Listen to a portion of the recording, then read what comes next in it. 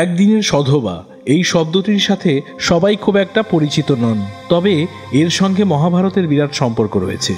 পাণ্ডবদের যুদ্ধে বিজয়লাভ করবার জন্য দেবী ভদ্রকালীর কাছে রাজরক্তে নরবলির প্রদানের প্রয়োজন হয়ে পড়ে। নাগকন্যা উরুপি এবং অর্জুনের পুত্র ইরাভানকে আত্মবলিদানের জন্য বেছে নেওয়া হয়, কিন্তু নিয়ম অনুযায়ী বিবাহের একদিন পরেই তাকে বলি প্রদানের জন্য প্রস্তুত করতে হবে। এটা শোনার পর কোনো পিতাই ইরাভানকে তার মেয়ের সঙ্গে বিয়ে দিতে রাজি হননি। তখন শ্রীকৃষ্ণ মোহিনী রূপে ইরাভানকে বিবাহ করেন এবং স্বল্পায়ু ইরাভানকে বাসরে পরিতৃপ্ত করেন।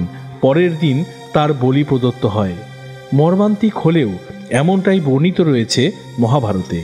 দক্ষিণ ভারতে তৃতীয় লিঙ্গের ব্যক্তিরা আজও ইরাভানকে বিয়ে করে একদিনের সধবা সেজে সারাটা জীবন সাধিকাদের মতন অতিবাহিত করেন।